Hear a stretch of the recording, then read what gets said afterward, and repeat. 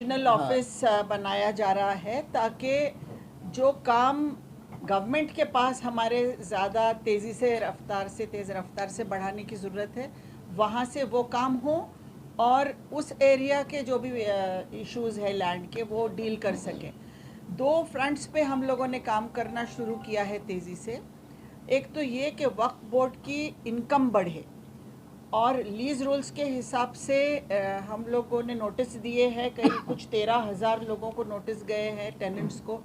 तो जो पैसा अगर वक्फ बोर्ड को आना शुरू होता है, बढ़ता है, तो वक्फ बोर्ड भी बहुत सारे स्कीम्स बनवा सकता है गरीबों के। हमारे पेश इमाम है, हमारे बेवाएँ हैं, बच्चे हैं, इन सब के लिए स्कीम्स बना सकते हैं हम लोग अगर हमारे पास रेवेन्यू बढ़ा। तो वो रेवेन्यू बढ़ाने का काम हुआ है और इस साल हमारा रेवेन्यू बाकायदा बहुत अच्छे पैमाने पर बढ़ा है। तो ये एक पहली हमारी सक्सेस है कि हम अपने रेवेन्यू बढ़ाने में सक्सेसफुल हुए हैं और ये तेज़ रफ्तार से हम बढ़ाते रहेंगे। दूसरा जो इनिशिएटिव लिया गया है कि हमारे पास बहुत कम लोग काम करते थे, वक्फ बोर्ड में कर्मचारी बहुत कम थे, तो अब नए रिक्रूटमेंट के साथ हमारे पास हर ज़िले में मैन पावर बढ़ जाएगा। तो इलीगल जहाँ इंक्रोचमेंट्स है और कोई बेच रहा है, कोई गलत काम हो रहे हैं, तो ये मैन पावर की वजह से इसकी मालूमात जल्दी से आ सकती है हमारे पास और उस पर अमल करने के लिए बहुत बड़ी यंत्रणा शुरू हो सकती है। इसके अलावा इम्तियाज़ जलील साहब ने कहा कि जो ज़मीनें खाली पड़ी हैं उस पर डेवलपमेंट के प्रोजेक्ट्स आएँ। इसके लिए सबसे पहली शुरुआत हमने परभनी से की है, जहाँ पर तुराबुल हक जो दरगाह है, उस दरगाह का एक प्रोजेक्ट हमने यहाँ सबमिट किया है। आज की मीटिंग में वो डिस्कस हुई है। उसका अभी हम लोग टेंडर फ्लोट करने वाले हैं। वहाँ पर दूसरा एक प्रोजेक्ट है उस्मानिया मस्जिद का, तो उसके लिए भी वो डेवलपमेंट प्रोजेक्ट के जो ज़मीन पर कोई केस नहीं है, ऐसी ज़मीन हमने तलाश की है और उस पर डेवलपमेंट का काम होगा। इसके अलावा जहाँ जहाँ भी हमारे पास फ्री ऑफ इनकम्पेरेसन ऐसे ज़मीन अगर मिलती है, लैंड्स मिलते हैं, तो उस पर भी डेवलपमेंट किया जाएगा, उसकी लीज़ की जाएगी।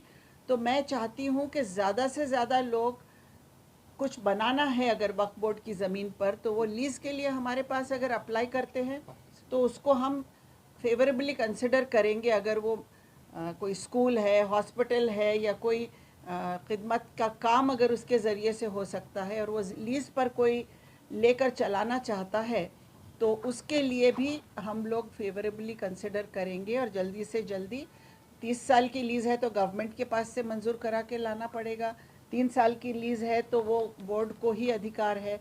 तो ये भी आज के बोर्ड मीटिंग में चर्चा हुई है। तो बहुत सारे हम लोग बहुत एंथुजियाज़म के साथ, उत्साह के साथ सब मेंबर्स ये कोशिश कर रहे हैं कि आज तक जो अड़थड़े थे वक्फ बोर्ड में, उसको कैसे दूर किया जाए, हमारी इनकम कैसी बढ़ाई जाए और डेवलपमेंट प्रोग्राम्स किस तरह किए जाए।